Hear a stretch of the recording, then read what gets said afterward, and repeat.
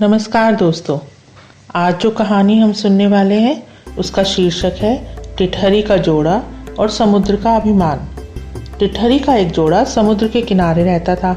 एक बार जब अंडे देने का समय आया तो टिठरी टिठरे से बोली, अब हमें किसी सुरक्षित स्थान की खोज करनी चाहिए। यह स्थान हमारी संतानों के लिए सुरक्षित नहीं है। टिठरा वह स्थान छोड़ना नहीं चाहता था। वह बोला, क्यों, क्या समस्या है इस स्थान पर? मेरे विचार से यहाँ सभी स्थान सुरक्षित हैं। तुम्हें चिंता करना छोड़ देना चाहिए। इस पर टिठरी बोली, तुम्हें ये विशाल समुद्र दिखाई नहीं पड़ता? ज्वार के समय इसकी शक्तिशाली लहरें हाथी जैसे विशालकाय जीव को भी खींच कर ले जाती हैं। ऐसे में हम छोटे पंछियों की क्या बिसात। मेरी मानो तो यह स्थान छोड़कर कहीं और चलो। किंतु टिठरा नहीं माना। वह बोला, तू व्यर्थ में चिंतित है। समुद्र यह दुस्साहस कर ही नहीं सकता। वह मुझसे भय खाता है, इसलिए तू देखना, वह कभी हमारी संतानों को बहाकर नहीं ले जाएगा। टिठरे की यह बात समुद्र ने सुन ली। उसे टिठरे के अभिमान पर बड़ा क्रोध आया। उसने सोचा, एक छोटे से पंछी को स्वयं पर इतना अभिमान। अपने अभिमान में चूर ये पंछी स्वयं को मुझसे बड़ा समझता है। इसका अभिमान चूर करना ही होगा। समय आने पर टिठरी ने अंडे दिए।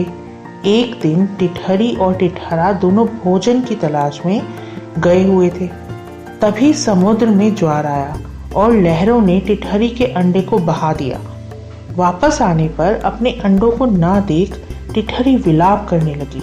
वह टिठरे को कोसते हुए बोली, मेरी बात न मानने का परिणाम देख लिया।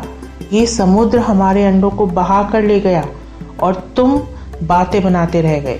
ऐसा ही अनर्थ होता है जब कोई अभिमानी अपने प्रियजनों की बात नहीं मानता। मेरी बात मानकर यदि समुद्र से ऐसा ना कहा होता तो संकट से पूर्व ही उसका कोई समाधान खोज लेते। अब हमें ये दिन देखना पड़ रहा है। टिठरी की इस बात पर टिठरा बोला, मैं बुद्धि में किसी से कम नहीं हूँ। तू देखती जा, मैं कैसे समुद्र का पानी अपनी चोंच से सुखाकर अंडों को बाहर निकालता हूँ। अपनी शक्ति देखकर किसी से बैर करना चाहिए। विशाल समुद्र के समक्ष तुम एक तुच्छ प्राणी हो। यह बैर कहीं तुम्हें भी नष्ट ना कर दे। टिठरी बोली। टिठरी की बात पर टिठरे ने ध्यान नहीं दिया और अपनी डींगे हाँकने में लगा रहा। टिठरी उसे समझाती रह गई कि कई नदियों से निरंतर भरने वाले समुद्र को सुखा पाना उसके बस से बाहर है, किंतु टिठरा हट करता रहा। अंततः टिठरी बोली, ठीक है, जैसा तुम उचित समझो, किंतु मेरी एक बात मान लो। इस काम में तुम अन्य पंछियों से सहायता मांगो। एकता में बल होता है। हो सकता है तुम सब छोटे छोटे पंछियों की एकता समुद्र को सुखाने का कारनामा कर दिखाए। टिठरे ने टिठरी की ये बात मान ली और अपने पक्षी मित्र बगुले, सारस, मोर आदि को अपनी व्यथा सुनाकर उनसे सहायता की मांग की। लेकिन सभी ने स्वयं को इस कार्य में अशक्त बताया। उन्होंने टिठरे को गरुड़ का नाम सुझाया। सभी मिलकर गरुड़ के पास गए और सहायता की याचना करने लगे।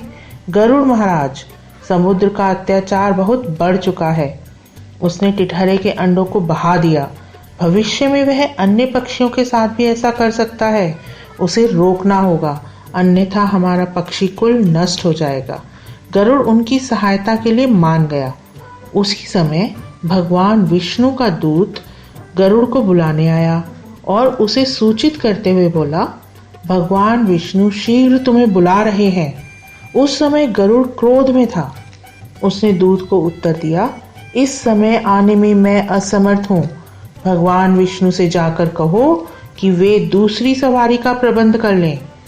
दूत के पूछने पर गरुड़ ने समुद्र के द्वारा पक्षियों पर किए जा रहे अत्याचार के बारे में वर्णन कर दिया।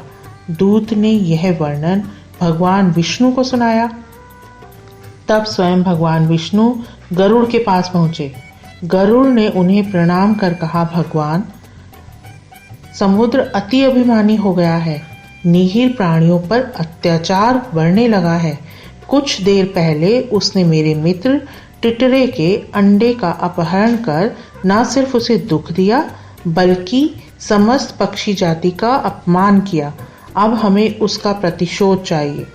भगवान विष्णु पूरी बात सुनकर बोले, तुम्हारा क्रोध उचित है, समुद्र का कृत्य सर्वथा अनुचित है। आओ समुद्र के पास चले, मैं अभी टिटहरे के अंडे वापस दिलवाता हूँ। तभी समुद्र तट पर सभी पहुँच गए। भगवान विष्णु ने अपने धनुष पर अग्नि बाण चढ़ाया और समुद्र से बोले, दुष्ट समुद्र, यदि तूने टिटहरे के अंडे वापस नहीं किए तो मैं तुझे क्षण भर में सुखा दूंगा। भगवान विष्णु का क्रोध देख समुद्र भयभीत हो गया और उसने तत्काल टिटहरी और टिटहरे के अंडे वापस कर दिए।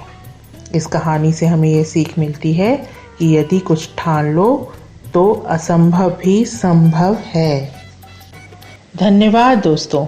आपको ये कहानी टिटहरी का जोड़ा और समुद्र का अभिमान कैसी लगी हमें कमेंट सेक्शन में अवश्य बताएं। और अगर आपको ये पॉडकास्ट अच्छा लगा हो तो वीडियो को लाइक ज़रूर करें और शेयर भी करें। पंचतंत्र की अन्य कहानियों को सुनने के लिए सीरीज़ के साथ जुड़े रहें। मिलते हैं अगली कहानी में।